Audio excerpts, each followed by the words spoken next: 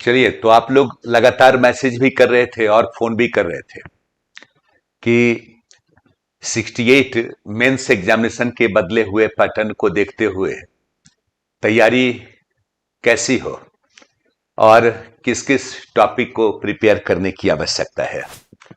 क्योंकि कई स्टूडेंट को यह लग रहा था कि कुछ क्वेश्चन आउट ऑफ सिलेबस है ना।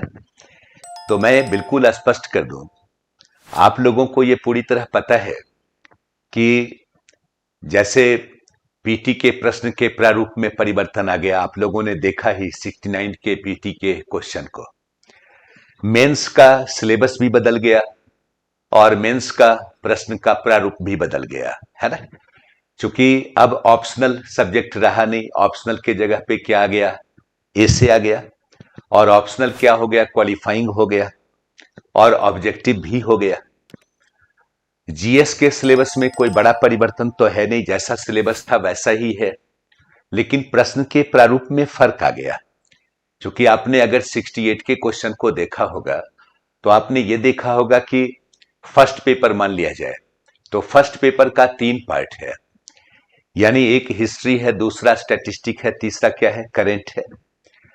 तो वहां पे आपने देखा होगा हर एक खंड का पहला क्वेश्चन अनिवार्य है और पहला क्वेश्चन जो है वो शॉर्ट नोट्स के मोड में है, जहां पे आपको ए बी सी डी सभी शॉर्ट नोट्स करने हैं।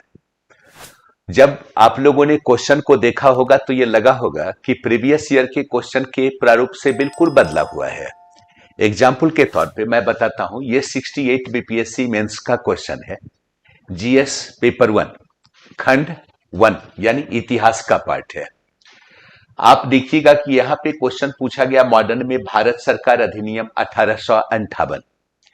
जनरली पहले क्वेश्चन जो बनता था 1857 सिपाही विद्रोह से क्वेश्चन पूछता था, कारण, परिणाम, महत्व, क्यों असफल रहा, वीर कुंवर सिंह की भूमिका, ठीक है। एक्ट से शॉर्ट नोट्स यदा कदा ही होता था, लगभग नहीं होता था, ठीक है। दूसरा, आप अगर गौर करके देखें, एक शॉर्ट नोट्स पूछा गया ई में, प्राचीन काल में पूर्वी भारत में गुहाओं का विकास यानी गुफा कला का विकास। ये पहले कभी बीपीएससी ने ऐसा क्वेश्चन नहीं पूछा था। 68 में पहली बार हम देखते हैं पूर्वी भारत में गुहा कला का विकास, ठीक है। ठीक इसी प्रकार आप आ जाइए तो आगे आप देखिए, प्राचीन काल में उत्तर भारत में हुए मंदिरों के विकास का विश्लेषण कीजिए। जनरली मंदिर आर्ट से कभी क्वेश्चन नहीं रहा है, 68 में क्वेश्चन पूछा मंदिर आर्ट से भी, ठीक है। ठीक इसी प्रकार मॉडर्न हिस्ट्री के भी पार्ट में बहुत सारा चेंजेज आपको देखने को मिलता है। इसका मतलब है कि क्वेश्चन के इस प्रारूप को देखते हुए 69th बीपीएससी के लिए या आगे आने वाले बीपीएससी के लिए हमारे पढ़ने का एरिया, हमारा तरीका क्या होगा, बदलेगा। तो वैसी स्थिति में हमें किस किस मुद्दे पे फोकस करने की आवश्यकता है। तो आज मैं बात करूंगा पेपर 1 खंड ए आर्ट के संदर्भ में, कला के संदर्भ में, ठीक है। चूंकि आर्ट का जो क्वेश्चन होता है उसमें अगर आपके पास आर्ट के बारे में जानकारी है, उससे संबंधित बेहतर एग्जाम्पल की जानकारी है, अगर आपको क्वेश्चन की समझ है, अगर आप आर्ट के क्वेश्चन को प्रेजेंट करते हैं, बिल्कुल मैथ की तरह मार्क्स आता है, यानी आप बहुत बेहतर मार्क्स लाते हैं। और ये आपको पता है कि खंड 1 जो है 114 नंबर का है, अगर बहुत अच्छा प्रेजेंट किया जाए तो काफी बेहतर मार्क्स लाया जा सकता है ना। मैं बता रहा हूं, जनरली अगर प्रीवियस ईयर के क्वेश्चन को आप देखेंगे ना तो आप देखिएगा कि अभी तक जो सिलेबस में मेंशन है उसमें क्या था, इतिहास में एक आपका मौर्य कला हुआ करता था, है ना, मौर्य कला। दूसरा आपका था क्या, पाल कला। और तीसरा सिलेबस में जो मेंशन है वो क्या है, पटना कलम, है ना। क्योंकि बिहार की एक लोकप्रिय चित्रकला की शैली है मधुबनी पेंटिंग, और एक बार बीपीएससी में पूछा गया था बिहार में कला और चित्रकला के विकास पर प्रकाश डालें। तो सामान्य तौर पे स्टूडेंट इस 3 आर्ट के अलावा मधुबनी पेंटिंग को भी तैयार करते थे, है ना। और ये अगर चारों आर्ट पे तैयारी अच्छी होती थी तो बीपीएससी अगर क्वेश्चन पूछता था तो इसी तीन के इर्द गिर्द मुख्य रूप से क्वेश्चन होता था, या तो मॉर्गन आर्ट से हो, पाल कला से हो, या पटना कलम से हो। लिखना बड़ा आसान होता था, लड़के लिख के आ जाते थे, है ना। लेकिन जो 68 के आपने प्रश्न को देखा कि मंदिर शैली भी पूछ रहा है, गुहा आर्ट का भी डेवलपमेंट पूछ रहा है, तो वैसी स्थिति में अब अगर हम पूरी तरह से अगर इस पे आश्रित रहते हैं तो हो सकता है कि हमारा कोई ना कोई क्वेश्चन छूट जाए। यानी ओवरऑल अगर तैयारी आर्ट पे नहीं हो तो वैसी स्थिति में आप हर हाल में प्रश्न लिख के आएंगे जरूरी नहीं है। तब जरूरी क्या है कि हमारा इस तरह से प्रिपरेशन हो कि चाहे जहां से भी क्वेश्चन बीपीएससी पूछे हम आंसर दें, है ना। तो वैसी स्थिति में इस चारों आर्ट के अतिरिक्त मुझे और क्या करने की जरूरत है, यानी कला के क्षेत्र में कहां और तैयारी करने की आवश्यकता है, यह जानने की जरूरत है ना। तब आप गौर करके देखिएगा, इस चारों के अतिरिक्त कुछ एरिया पर फोकस करने की जरूरत है। चाहे वो हो सकता है वहां से क्वेश्चन शॉर्ट नोट से हो या फुल क्वेश्चन भी पूछा जा सकता है। मान लिया जाए अगर हम कला को पढ़ते हैं तो कला को सामान्य तौर पे आप तीन पार्ट में बांटकर पढ़ते हैं। एक को आप क्या कहते हैं, वास्तुकला, है ना। वास्तुकला का दो रूप हो सकता है, गैर धार्मिक भी हो सकता है, धार्मिक भी हो सकता है। एग्जाम्पल के तौर पे जब हम मॉडर्न आर्ट को पढ़ते हैं तो मौर्य कला के अंतर्गत जो हम राजप्रसाद को पढ़ते हैं विशेष रूप से क्या है, गैर धार्मिक कला का उदाहरण है। लेकिन मूल रूप से अगर देखा जाए तो कला का अधिकतम पार्ट जहां से एविडेंस मिलता है वास्तुकला से संबंधित, उसका संबंध किससे है, धर्म से ही है। जब वास्तुकला हम पढ़ते हैं तो वास्तुकला के अंतर्गत भी क्या है, तीन धर्म से संबंधित वास्तुकला को पढ़ते हैं।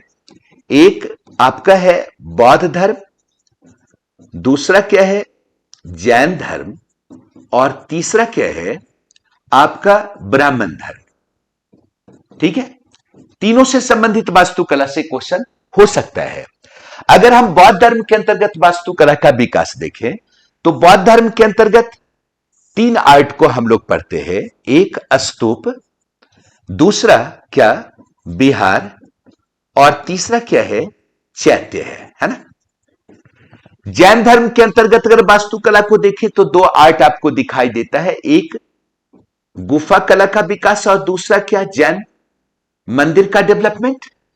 ठीक उसी प्रकार ब्राह्मण धर्म के अंतर्गत भी वास्तुकला को देखें तो दो, एक गुफा मंदिर के रूप में दिखाई देता है और दूसरा क्या है आपका मंदिर कला का विकास हुआ, है ना। तो वास्तुकला से संबंधित जो भी हम मतलब तैयारी करेंगे, ओवरऑल इन चीजों को भी पढ़ेंगे। चूंकि गुफा पूछा है, हो सकता है स्तूप भी पूछ दे, बिहार आर्ट पूछ दे, उत्तर भारत में मंदिर शैली का डेवलपमेंट क्वेश्चन पूछा ही है।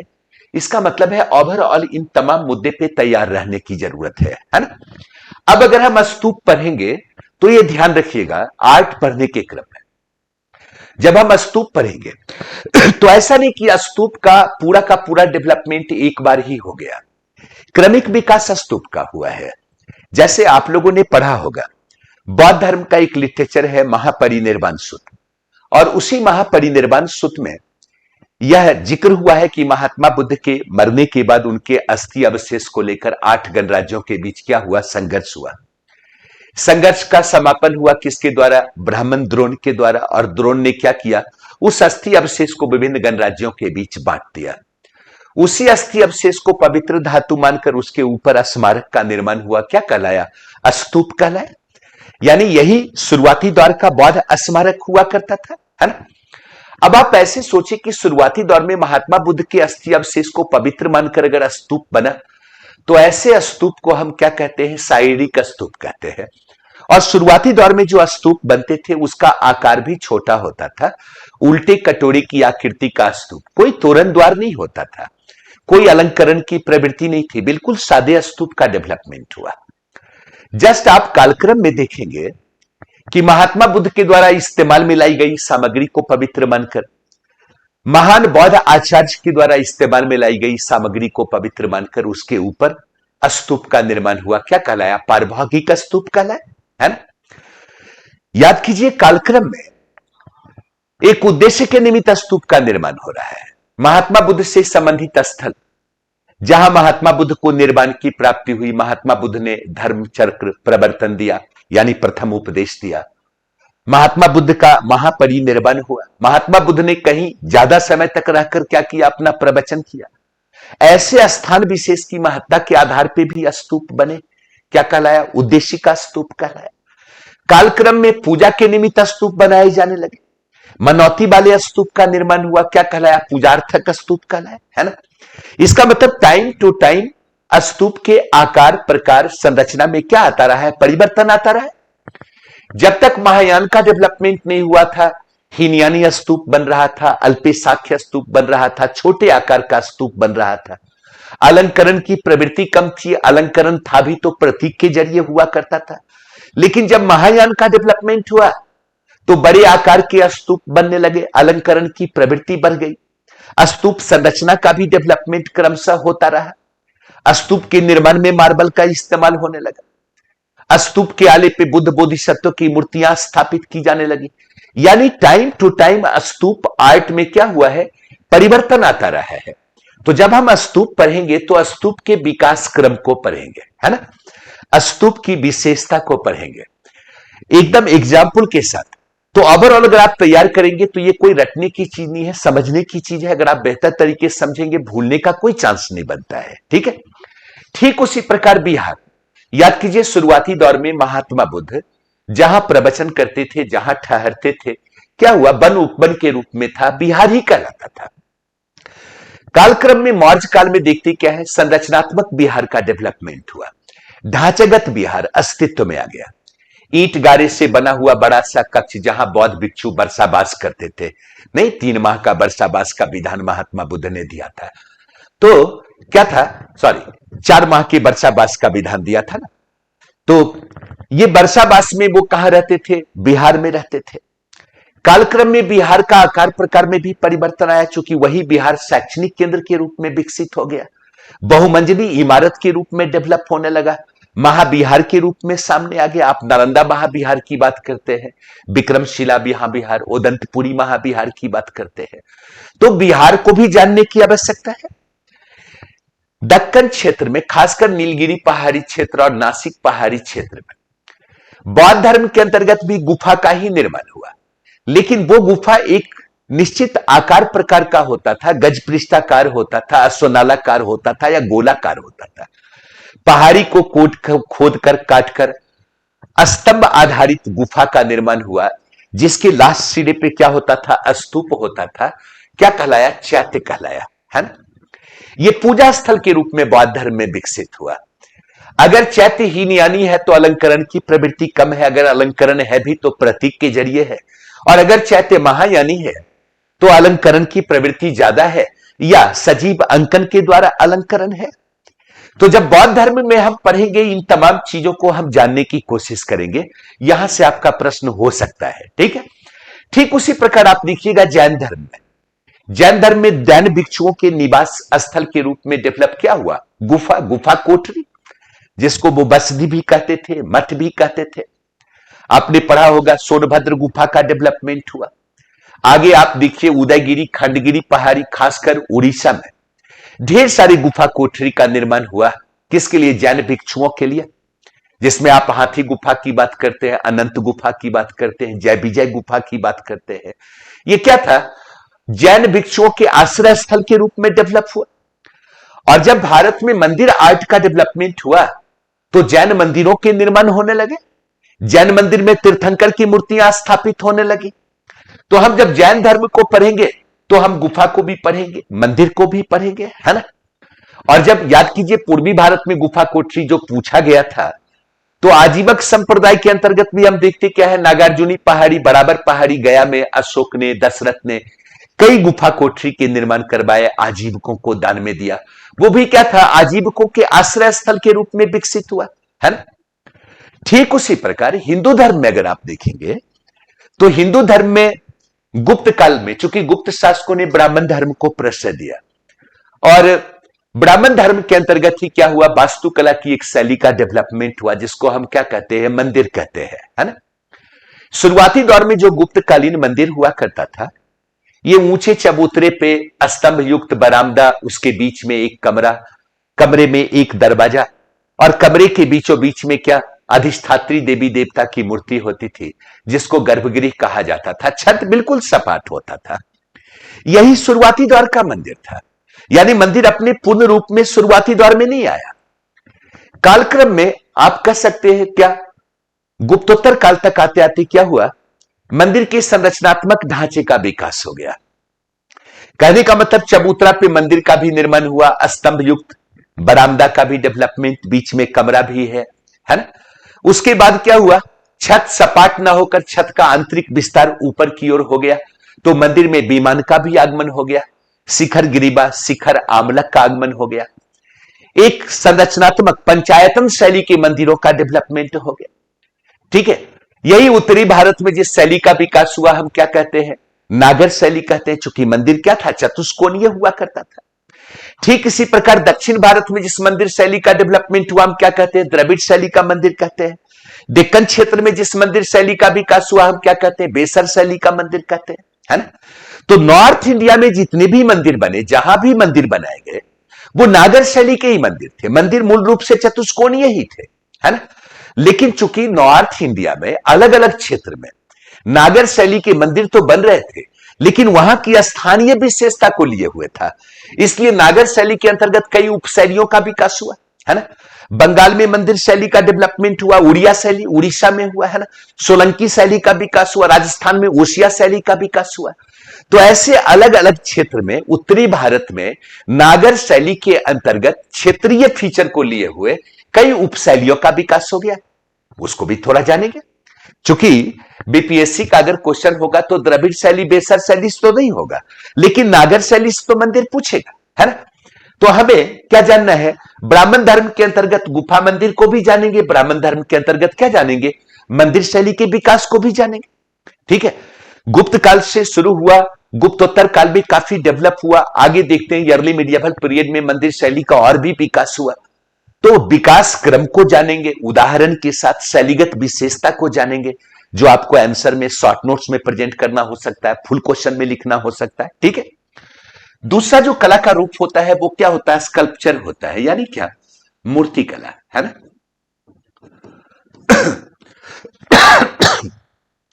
भारत में जब आप पढ़ते होंगे इतिहास तो इंडस वैली सिविलाइजेशन से ही आप मूर्ति कला को पढ़ते हैं।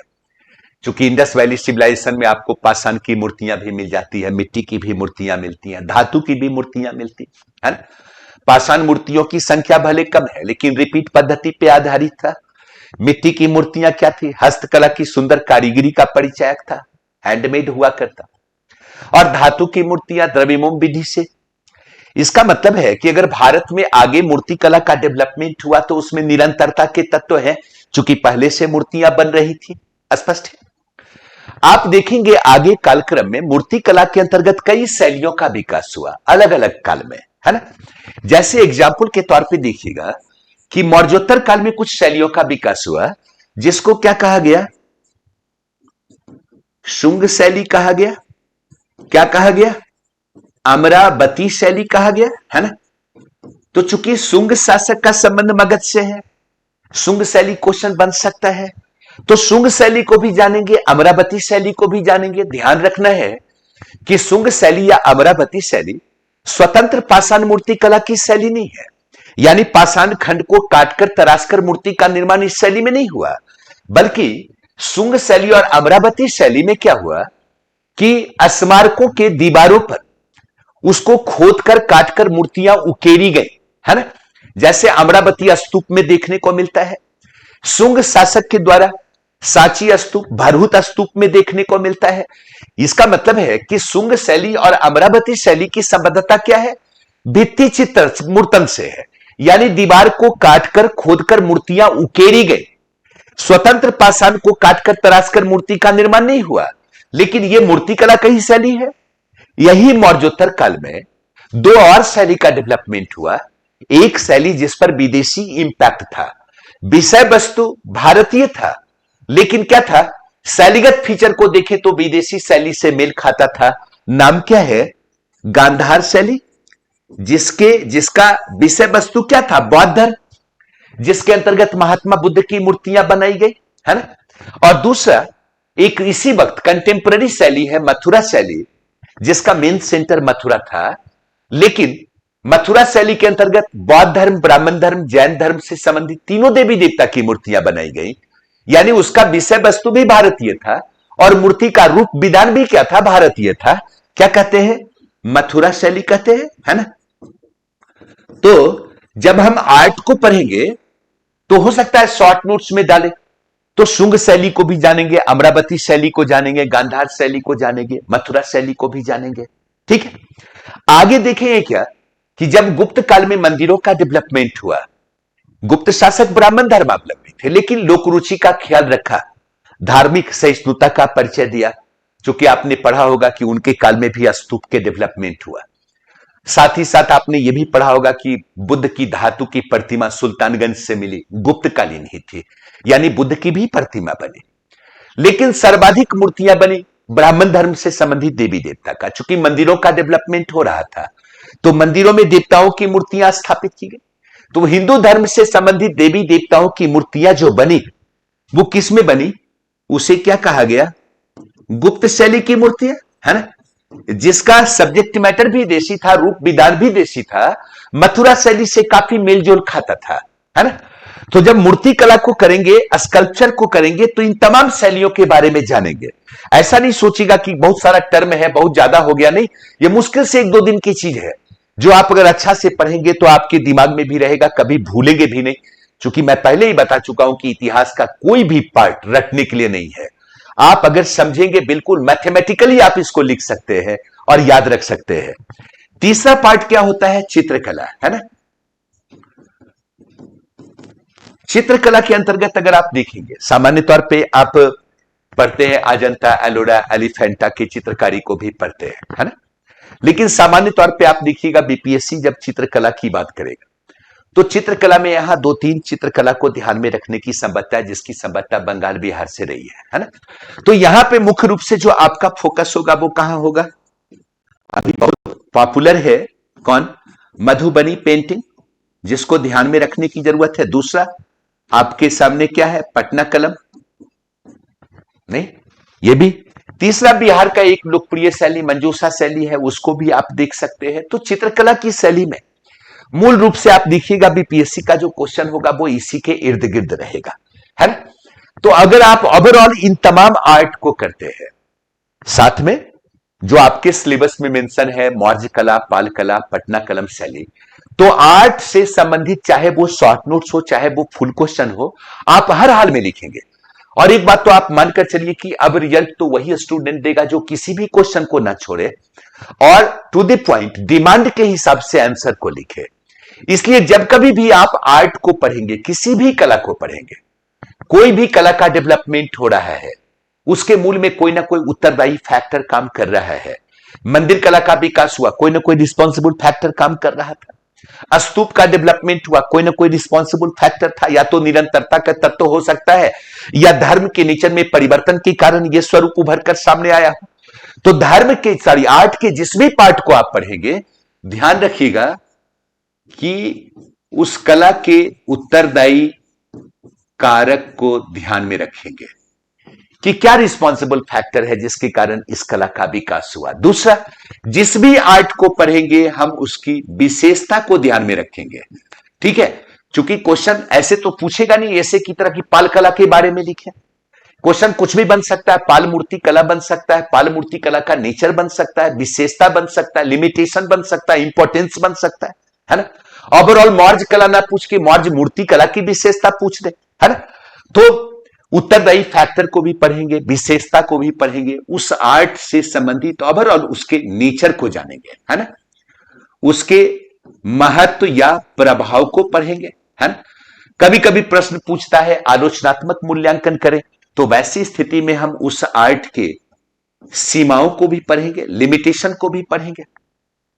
तो जब किसी भी आर्ट को ऐसे आप तोड़ तोड़ कर पढ़ेंगे ना, तो इसका एक बेनिफिट क्या होगा कि क्वेश्चन जो डिमांड करेगा आप टू द पॉइंट उसी को लिखेंगे और आपका पूरा उस टॉपिक से जुड़ा हुआ हर एरिया आपके कमांड में होगा। यही तरीका अच्छा पढ़ने का है और इससे एक बेनिफिट है, ये पूरा का पूरा आर्ट क्या मुश्किल से 10 से 15 दिन अगर मन से मेहनत कर देंगे तो आपसे कोई क्वेश्चन मिस नहीं करेगा, आप हर हाल में लिख के आएंगे। और ये मानकर चलिए कि जब शॉर्ट नोट्स और फुल क्वेश्चन होगा तो आपको 2-3 क्वेश्चन तो लिखने का मौका यहां से मिलेगा। तो आज मैं इतिहास की सिर्फ इसी पार्ट पे चर्चा करने आया था, तो आप इसको गौर से सोचेंगे और देखेंगे। और एक इंफॉर्मेशन जो मैं आप लोगों को देना चाहता हूं कि चूंकि 69 पीटी भी हुआ है और बहुत ऐसे बच्चे हैं जो आगामी ईयर अपीयर होना चाहते हैं, कुछ लड़के सिविल सर्विसेज के लिए इंटरेस्टेड हैं। तो वैसी स्थिति में अब तो चूंकि 2-3 दिन बाद डीपी की छुट्टी ही हो जाएगी, तो डीपी की छुट्टी हो जाएगी तो इस बीच में थोड़ी बहुत अगर एक्टिविटी भी होगी तो इंटरव्यू वाले स्टूडेंट के लिए। तो जस्ट डीपी के बाद दृष्टिकोण आईएएस में 1 तारीख से हर बैच, नया बैच फिर शुरू हो रहा है। इंग्लिश मीडियम का भी, हिंदी मीडियम का, सिविल सर्विसेज का, बीपीएससी का फाउंडेशन बैच शुरू हो रहा है। साथ ही साथ आपका 69 बीपीएससी मेंस या 70 मेंस के लिए भी कोई करना चाहते हैं, जुड़ सकते हैं। 69 के लिए लगातार टेस्ट सीरीज शुरू होगा, वो भी शुरू हो जाएगा, उसके लिए भी चाहे तो जुड़ सकते हैं। यानी ओवरऑल लगभग सभी बैच की शुरुआत हो जाएगी, डीपी के बाद नए बैच की शुरुआत होगी। तो जो भी इंटरेस्टेड है आप में से, चाहे वो सिविल सर्विसेज के लिए, बीपीएससी के लिए हो, पीटी या मेंस के लिए, इंटरव्यू के लिए या फिर टेस्ट सीरीज के लिए, तो आपके सामने नंबर है, आप आराम से फोन करेंगे और बात करके डेट की भी जानकारी ले लेंगे और क्या प्रोविजन है क्लास के लिए उसके बारे में भी आपको जानकारी मिल जाएगी। और ये सारा बैच ऑफलाइन शुरू हो रहा है पहले, ठीक है। तो जो भी इंटरेस्टेड है ऑफलाइन के लिए तो वो बात करेंगे और जैसे आपको लगे आप चाहे तो शुरू कर सकते हैं, ठीक है। Thank you.